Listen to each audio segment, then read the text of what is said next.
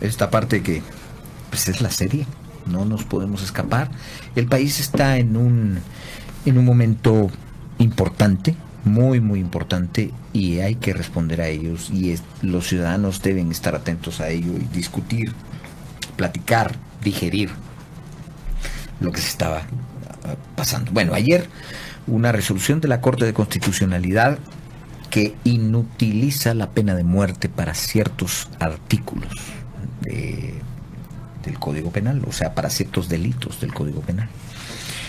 Y vamos a platicar acerca de esto. Están con nosotros los licenciados Marco Ramazzini y Osvaldo Samayoa. Les agradecemos mucho por acompañarnos, por platicar con nosotros esta tarde. También esperamos tener una comunicación con el presidente del Colegio de Abogados en algún momento en esta plática. Bien, empecemos. Licenciado Samayoa, a ver, yo voy a ir directo a lo que es la parte más, digamos, de discusión del tema. La Corte de Constitucionalidad pues procede de esta manera en este fallo en algo que es muy de potestad del Congreso de la República. Y si bien es cierto, fue ante figuras delictivas. Entiendo que uno de los argumentos torales fue la peligrosidad es subjetiva, como tan subjetivo es como la honorabilidad, ¿verdad? Que cita la Constitución en otros puntos. O sea, debió haber la Corte de Constitucionalidad se metido a este tema. Bueno, buenas tardes y qué gusto, gracias por la invitación. De hecho, la Corte Suprema de Justicia ya se había metido, ¿verdad? La Corte Suprema de Justicia conmutó todas las penas de muerte en el año 2008-2010. Todos los que estaban en el corredor de la muerte se conmutó esta pena por las sentencias Fermín Ramírez y Rascacó Reyes contra el Estado de Guatemala en la Corte Interamericana de Derechos Humanos. Y entonces, tomando esas dos sentencias en recursos de revisión, la Corte Suprema de Justicia decidió conmutar las penas y volver las penas privativas de libertad. Digamos, el sistema judicial ya se había metido en este evento. Y luego ya habían dos delitos a los cuales anteriormente se los habían quitado. Creo que uno era el asesinato. Asesinato del expediente 1097-2015 de la Corte de Constitucionalidad. El evento de peligrosidad es un evento muy técnico, digamos, a la hora de abordarlo tal y como está o como se encuentra en el Código Penal. ¿En qué sentido? Bajo el sistema acusatorio actual, desde 1994 para acá, el fiscal cuando acusa sobre la acción que cometió el sujeto. Esa acción que se comete, esa conducta prohibida, debe de acusarse, y sobre esa parte la prueba, tanto de la acusación como de la defensa. Y la pena aparecía hasta la fase donde el juez debía de resolver qué pena iba a imponer. Y en ese momento el juez tenía que decidir, en una suerte, yo le digo, de, no sé, una persona que interpreta el universo, decidir si a esa persona le resultaba de tal peligrosidad que podría llegar a cometer otro delito. Y entonces, si al juez le parecía así la persona, aplicar la pena de muerte. Esa fase es muy inquisitiva, es muy de un juez que investiga, un juez todopoderoso que decide matar a la persona porque él cree que esa persona es peligrosa o puede resultar peligrosa.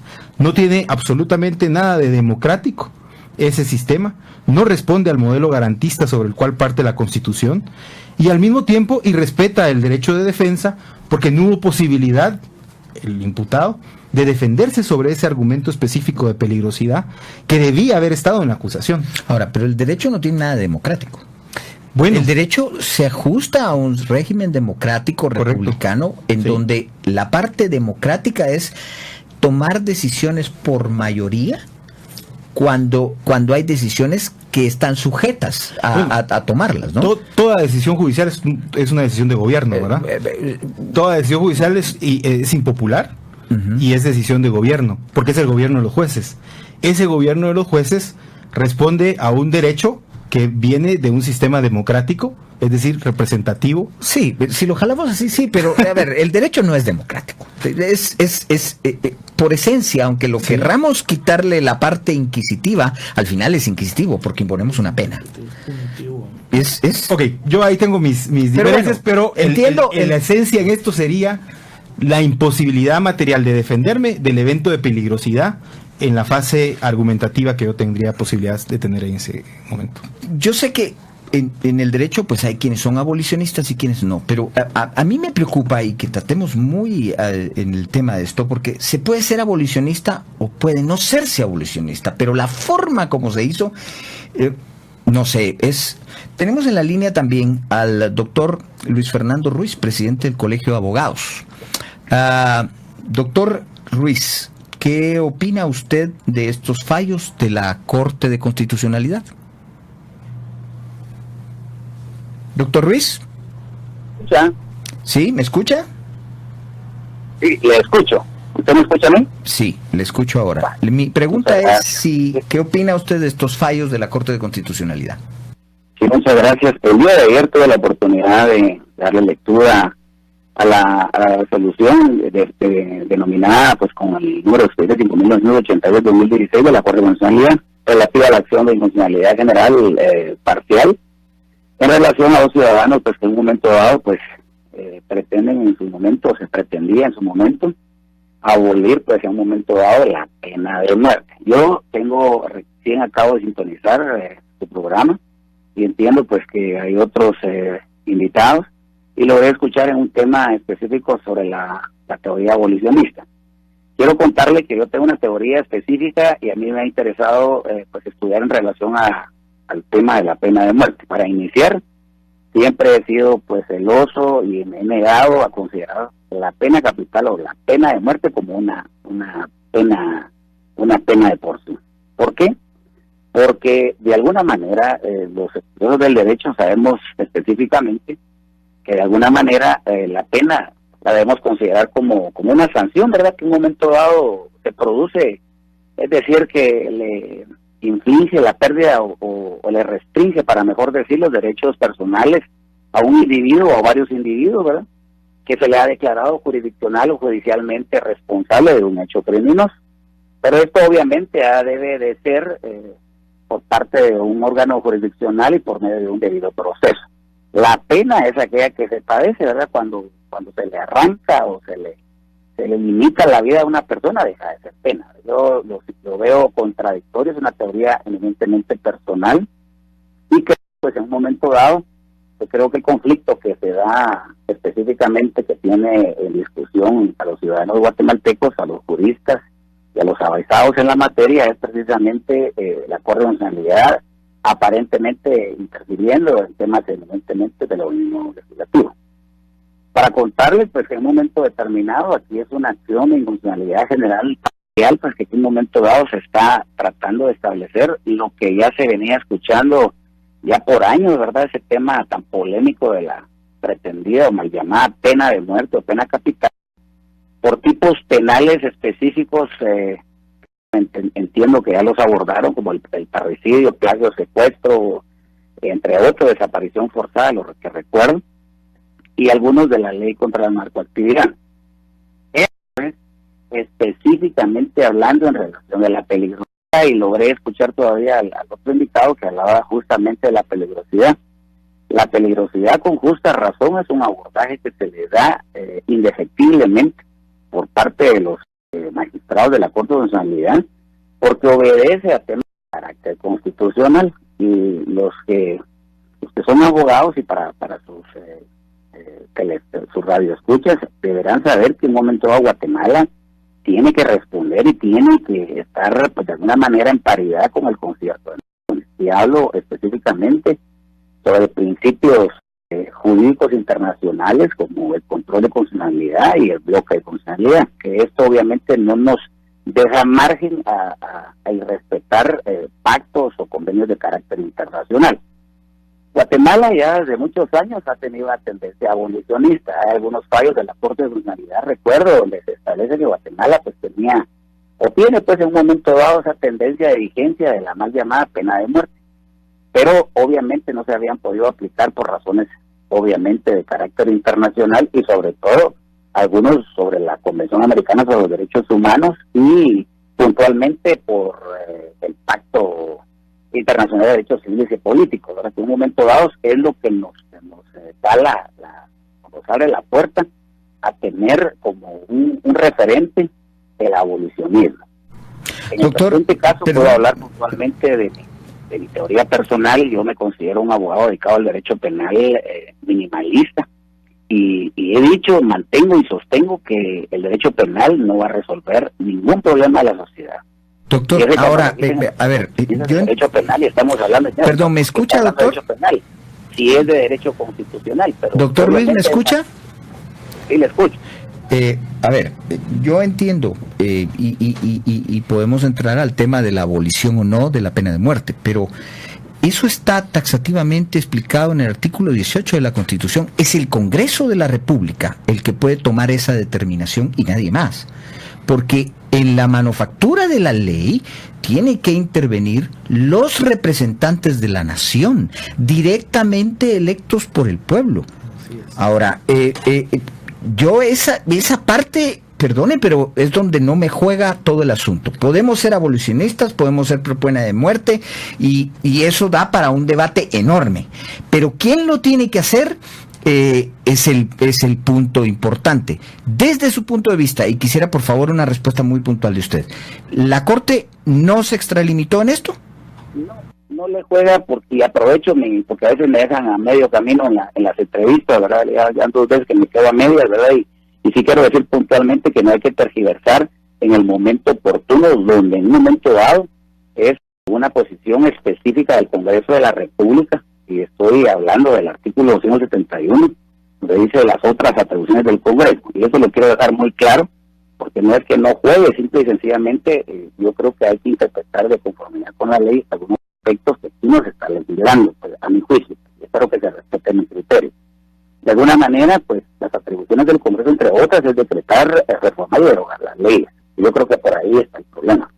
La Corte de Constitucionalidad lo que está haciendo en un momento dado es darle respuesta a una acción de constitucionalidad general parcial, donde obviamente, precisamente por el tema puntual del principio del control de constitucionalidad, donde no debe haber antinomias o choque entre ley constitucional, tratados internacionales y leyes ordinarias. Actualmente le quiero decir que en un momento dado la interpretación de la hermenéutica que yo hago en relación a este tema pareciera que hubiera conflicto realmente de competencias, y eso es lo que tal vez a usted no le juega, no lo logra, pues en un momento dado como lo veo yo.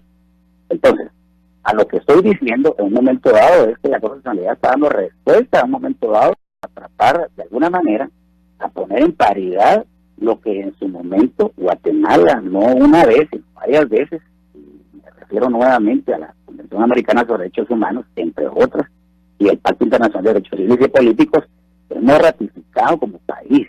Entonces, pareciera un antinomio, es decir, choque de leyes, ¿verdad? Unas de carácter constitucional y otras de carácter internacional, y aquí es donde en un momento dado que, de alguna manera, la Constitución establece sobre uno de esos artículos que el tema de derechos humanos tiene preeminencia al derecho internacional. La Corte de Constitucionalidad no está legislando, ¿verdad? En un momento dado, sino que lo que está haciendo, a mi juicio, es tratando de poner en paridad lo que en un momento dado Guatemala como país, como Estado, se comprometió en otra oportunidad. Así pues que yo comprendo en un momento dado que lo que se está haciendo aquí, y se le está dando la justa interpretación para evitar que ya son más de 100 años, tal vez en un momento determinado, que se habla sobre temas específicos, probabilidad, ¿verdad? Entonces, aquí, en un momento dado, la probabilidad que se da en relación a la peligrosidad es lo que nos ha mantenido en un momento dado, que sí, de lo que sí asiento con usted, es que de alguna manera esto va a dar de qué hablar en un debate constitucional. Doctor, disculpe que lo interrumpa otra vez. A ver, perdone que lo interrumpa otra vez, pero, o sea, tenemos más invitados y también tenemos que jugar con las ideas de los demás, no antes, sin hacerle la aclaración. Su punto de vista se respeta, como el del licenciado Osvaldo Samayoa, como el de que va a pronunciar en algunos momentos el licenciado Marco Ramazzini. Pero obviamente este es un foro de discusión y de intercambio de ideas. O sea, el respeto quiere decir que todos estemos de acuerdo.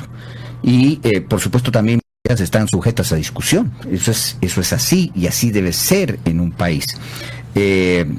Muchas gracias, doctor. Le pedimos que se mantenga en la línea telefónica. Licenciado Ramazzini, ¿cuál es su opinión y cómo lo ve usted? Muchas gracias, licenciado Valdizón. Pues la verdad es de que esta es una opinión de juristas, ¿verdad? La objetividad de la norma es la que está preocupando en este momento y es la que está alarmando al pueblo de Guatemala. Todas las figuras delictivas que tienen la aplicación de la pena de muerte enfrentan dos clases de problema actualmente en Guatemala y son los siguientes.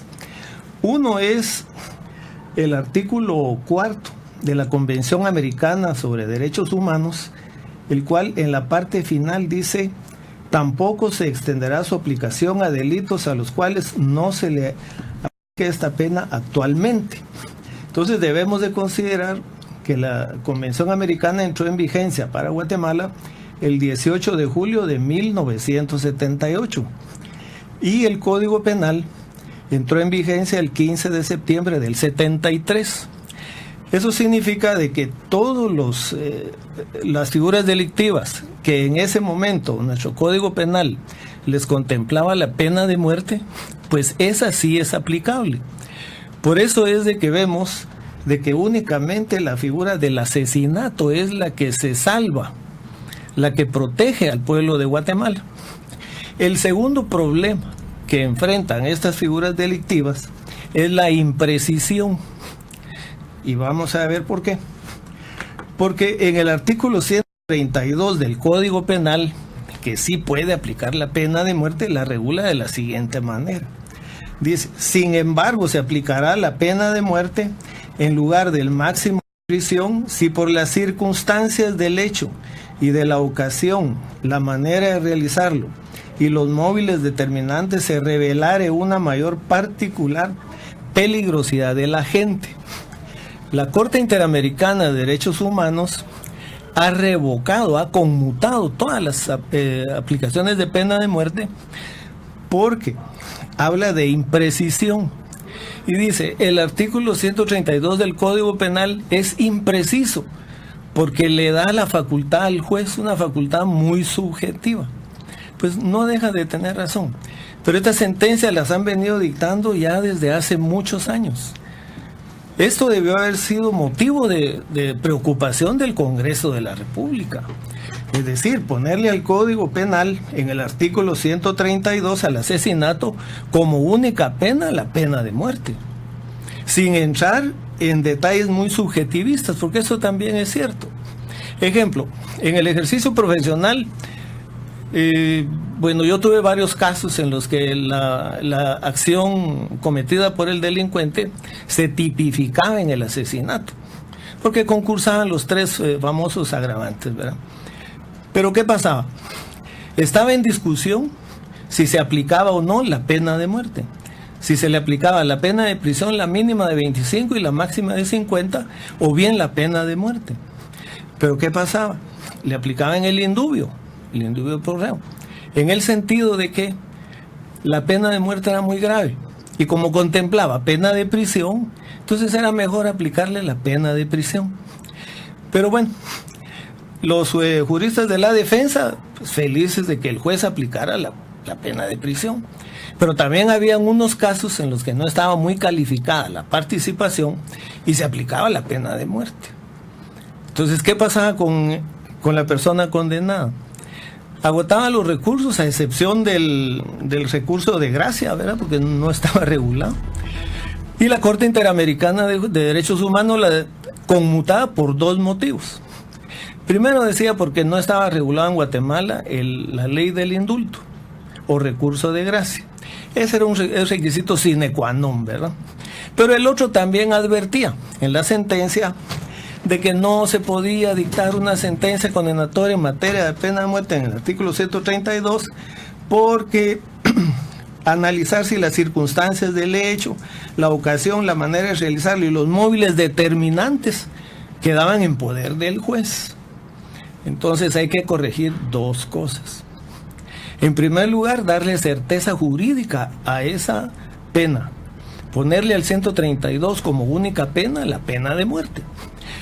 La Corte de Constitucionalidad, cuando declaró la inconstitucionalidad parcial de este artículo 132, se refirió a lo que acabo de leer, no a todo el artículo. Eso significa de que el artículo está vigente en todo lo demás. Está vigente en cuanto a que es aplicable la pena de muerte. Si se hace una reforma al artículo, exactamente, y si se hace una reforma a los otros artículos, ¿la pena de muerte queda aplicable según su punto de vista? Queda aplicable, licenciado. Lo importante es darle certeza jurídica a esa falta de precisión que demuestran esos artículos. Ahora, ¿la Corte actuó dentro de sus parámetros? Lamentablemente en este caso sí. En este caso sí. Y le voy a decir algo. Si los tribunales de justicia de Guatemala, bajo esta tónica, siguen aplicando la pena de muerte, como no existe el indulto, solo ahí ya es anulable. Pero aparte de eso sigue la imprecisión del artículo. Entonces, la Corte Interamericana va a seguir reiteradamente conmutando esa pena y va a seguir sancionando al Estado de Guatemala. Lo que hay que hacer es que el Congreso de la República le ponga la atención debida y corrija el artículo 132 para que recobre su vigencia. Irnos al Congreso está un poco... Yo sé que Osvaldo quiere ahí hacer una puntualización que me parece importante. Tengo que ir al corte, no me queda otra, pero regresamos y por supuesto los escuchamos.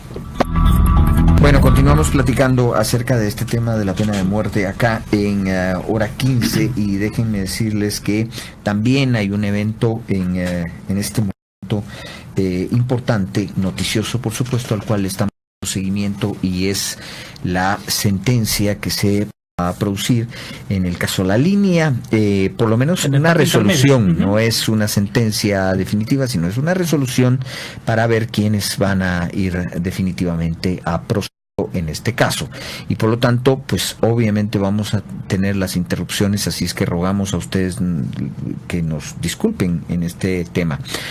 Licenciado Samayoa, usted tenía la palabra y quería decir algo. A ver. Sí, a mí me parece que hay que hacer una línea del tiempo. Guatemala firmó la segunda declaración en 1976 en búsqueda de la abolición de la pena de muerte en el continente. En 1978 ratifica la Convención Americana sobre Derechos Humanos y se compromete precisamente a no ampliar la pena en delitos que no estuvieran contemplados. En el año 1996, decreto 2096, le crea la pena de muerte al parricidio. En ese mismo decreto le crea la pena de muerte al asesinato. En el decreto 48 crea la pena de muerte para ejecución extrajudicial. En el decreto 8196 modifica la pena de muerte en plagio o secuestro. En el decreto 3396 aplica pena de desapariciones forzadas de muerte. Y en el decreto 2096 también reforma la figura en el caso de muerte a presidentes de organismos de Estado. Es decir, no cumplió con aquello de decir no voy a crear más delitos con pena de muerte. Eso ya lo hace inaplicable porque hay un incumplimiento de ese acuerdo de que se llegó en la Convención Americana. Y aquí hay algo interesante. Cuando le aplican a Rascacó Reyes o le sentencian a Rascacó Reyes a pena de muerte, este caso va a la Corte Interamericana. Y la Corte Interamericana dice no puede aplicarse pena de muerte porque la figura original con la cual estaba establecido en el año 78 fue modificada en el año 96. Y por lo tanto ya no es lo mismo, y usted ahí incumplió con lo que la Corte ha establecido.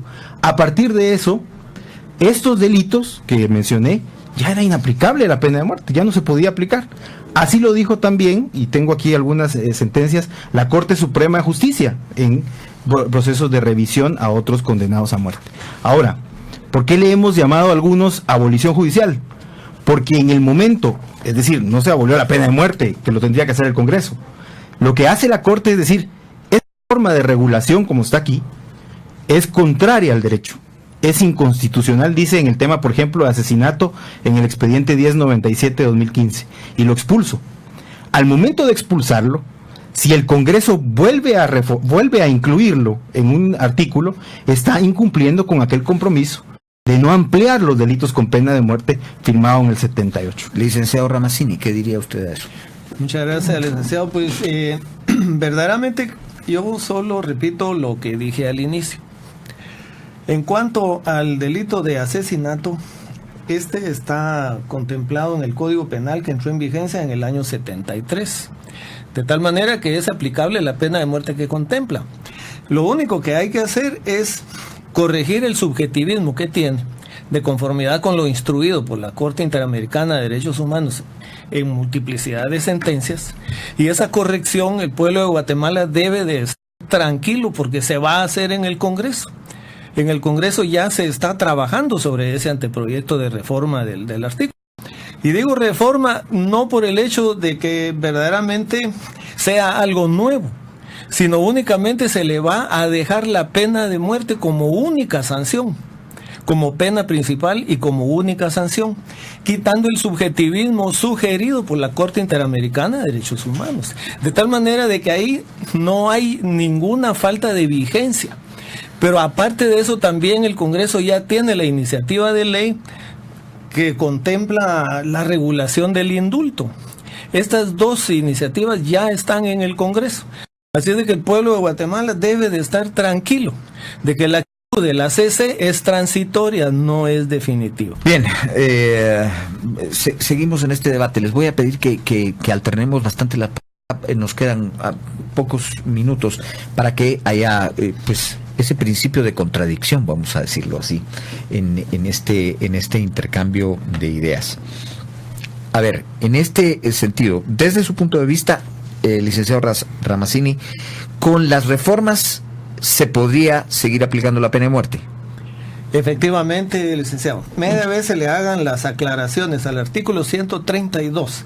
En el sentido que la exige la Corte Interamericana de Derechos Humanos, adquiere su vigencia plena para que se aplique la pena de muerte en Guatemala por el delito de asesinato. Licenciado Samayoa, desde su punto de vista, no es así. No se podría porque la Convención Americana limita la creación de figuras o la extinción. Ha sido ya expulsado el supuesto de la pena de muerte del artículo 132 y de otros artículos, y por lo tanto crearlo nuevamente, eso ya no se puede porque estamos limitados por la Convención en la Americana de Derechos Humanos. Licenciado Ramazzini, ¿qué dice usted de eso? Gracias, licenciado. La Convención Americana de Derechos Humanos, en su inciso sexto del artículo 4, regula la aplicación de la pena de muerte para los estados que ya la tienen regulada antes de entrar en vigencia esta convención, de tal manera de que no se está contraviniendo lo decidido por la Corte Interamericana de Derechos Humanos. Se le está dando cumplimiento a la exigencia que ellos quieren. Eso significa de que no se está reformando el artículo. Licenciado sí, no se preocupe. Dice la Corte Interamericana imponer la pena de muerte cuando esa pena se varía o no se encontraba contemplada en su versión original, ya implica una modificación que viola el artículo 4.2. Esto lo dice en la opinión consultiva 1494, que fue y que se sustenta en la Corte Suprema de Justicia en los recursos de revisión 124/2008 de los casos González Díaz y otros, en sentencia de 10 de octubre del 2008 en la Corte Suprema de Justicia de Guatemala. Es decir, hay jurisprudencia guatemalteca, ya no tengo necesidad de irme a la Corte Interamericana siquiera. La jurisprudencia guatemalteca ya regula este evento. Bueno, pero esa jurisprudencia no nos obliga. La sentencia es un antecedente, pero no es obligatorio. La ley del organismo judicial dice que la jurisprudencia también es fuente de derecho, digamos, ¿verdad? Fuente, por supuesto ahora, que es fuente, pero en términos legales lo único que nos obliga es la ley. Yo creo que no tenemos que creer que el derecho es uno. El derecho es plural, digamos. Hay muchas fuentes del derecho y en base a eso está el control de convencionalidad difuso que los jueces también lo deben de realizar. Es toda una discusión doctrinaria, esto es lo apasionante, pero Guatemala es extremadamente positivista. La costumbre hasta cierto punto, la doctrina hasta cierto punto, la jurisprudencia hasta cierto punto. Lo tenemos claro. Aquí el es que no se puede variar la forma de aplicación. La pena de muerte en este momento es inaplicable. Y que el Congreso vuelva a crear alguna figura es inconstitucional. Ahora, realmente esta lucha, licenciado Ramazzini, por el tema de la pena de muerte, ¿al final va a valer la pena? Al final, ¿qué va a cambiar esto? ¿Qué va a cambiar en ese sentido? Bueno, yo estimo algunos puntos de vista. Por decir algo, el jurídico. El tema jurídico, yo estoy convencido de que la proporcionalidad de la pena es la que se está infringiendo por el momento, porque la Corte Suprema de Justicia ha conmutado la pena de muerte por la pena de prisión. Usted sostiene que quedaría tras la, digamos, modificación al asesinato con solo una vía para el juez, la pena de muerte. Exactamente. A ver, pero eso, ¿dónde hay proporcionalidad así? Porque efectivamente el asesinato tiene sus puntos que hay que contemplar, y es una de las cosas que yo les he puesto a ambos, y es, yo veo imposible quitarle al juez su oficio, que es aplicar al final el derecho al caso concreto, y eso va a ser siempre subjetivo. Ciertamente, pero lo que debemos de ofrecerle a los jueces son herramientas jurídicas claras. Los jueces especialistas en esta materia se quejan de que verdaderamente no pueden aplicar una sanción con claridad y precisión porque la herramienta jurídica no se los permite. Entonces, lo que hay que hacer, repito nuevamente, es solo darle cumplimiento al requerimiento de la Corte Interamericana de Derechos Humanos, que son dos: que se regule el indulto o el recurso de gracia, porque ese es un requisito esencial, y el otro es únicamente que se le dé certeza al artículo 132 del Código Penal, en el sentido de que no se deje a ningún subjetivismo por parte del juzgador, sino que las tres causales, los tres agravantes que regula ya ese código desde antes que entrara en vigencia la Convención Americana de Derechos Humanos, desde ese entonces ya este artículo contemplaba la pena de muerte, pero con una incertidumbre. Solo es de eliminar la incertidumbre. Licenciado Samayoa, ¿qué opina usted? Bueno, yo creo que, bueno, no comparto, digamos, ¿verdad?, la postura que solo es de eliminar la incertidumbre. Entiendo las argumentaciones y me parecen válidas en el proceso de discusión. No las comparto porque creo que la Convención Americana es muy clara. Creo que hemos avanzado ya a este proceso donde se ha impulsado el evento de estos supuestos. No se puede volver a crear pena de muerte bajo esa convencionalidad que hemos ratificado. Lo único que quedaría tal vez es que denuncien la Convención Americana y el Pacto Internacional de Derechos Civiles y Políticos, lo cual sería inviable, digamos, en términos del 149 constitucional y nuestras relaciones exteriores. Ahora, aquí hay un punto central. No nos estamos atreviendo como sociedad a buscar otra fórmula de resolución de conflictos. ¿Será que es la muerte la que tenemos que seguir aplicando desde el Estado? ¿A quién es la pregunta? Es una pregunta que me hago yo, ¿verdad?, en este tema. O sea, ¿es matando como el Estado va a solucionar conflictos? ¿O tenemos que apostarle a políticos que nos presenten propuestas para atender verdaderamente las causas de la conflictividad? Bueno, yo quisiera, y entiendo ese argumento, pero yo quisiera que la gente quedara clara también en este otro. Tras lo hecho por la Corte ayer, y se los pregunto a ambos, o sea, hay una vía libre para que los familiares de quienes han sido ejecutados en este país reclamen daños y resarcimiento al Estado de Guatemala. ¿Es así, licenciado Samayoa? El Código Procesal Penal regula que en el recurso de revisión, aún habiendo fallecido la persona que fue condenada, puede solicitarse este recurso de revisión. Puede que exista alguna familia de alguien que haya sido ejecutado con pena de muerte que decida interponer un recurso de revisión para revisar este tema de aplicación y en base a eso requerirlo. Ese es un derecho que le asiste también a cualquier persona que esté privada de libertad, digamos. Sí, el único problema es que no le asiste a las víctimas, ¿verdad? Ellos sí no. Bueno, tenemos la figura de reparación creada en el 2011, ¿verdad? Pero también hay que fortalecerla. También a ver, que de ese lado. Pueden, tras la resolución de ayer, los familiares de los ejecutados en este país exigir un resarcimiento.